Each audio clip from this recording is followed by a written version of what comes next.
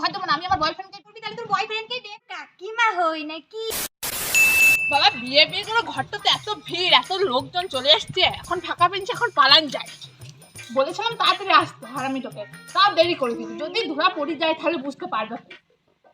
ই মা, এত প্যান্ডেল, বিয়ে ঘরে এত লোকজন চলে আসছে, আর মেয়েটা কোথা পালাং গেলে? ই মা, কত বদনাম সত্যি, কার সাথে পালাং গেল? বিয়েটা ঠিক করে পদে আমাকে খুঁজতে হবে, দেখি গা কোন দিকে গেছে, কত দূরে। এই তুই এখানে কি করছিস? কাকিমা তুমি এখানে?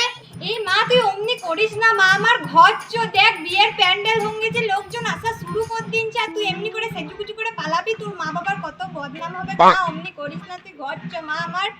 না আমি ঘর দেবো না, আমি আমার বয়ফ্রেন্ডকে বিয়ে করবো, তুমি কেন অন্যজনের সাথে আমার বিয়ে ঠিক করলে? আমি তোর ভালোর জন্যই তোর বিয়ে ঠিক করেছিলাম, ছেলেটা 1 লাখ টাকা বেতন পাই, চাকরি করে, তুই মা হচ্ছ, তুই যদি বিয়ে না করবি তাহলে তোর বয়ফ্রেন্ডকেই বিয়ে করবি। মা চ চ ঘর চ প্লিজ, তোর মারা খুঁজছে তোকে, চ মা চ।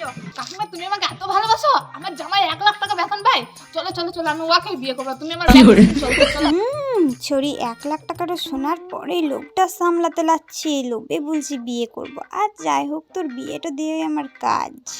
হ্যাঁ হ্যাঁ, চ চ চ চ চ ঘর চ মা, চ চ চ চ। আমি কি তোর খারাপ চাইতে পারি বল?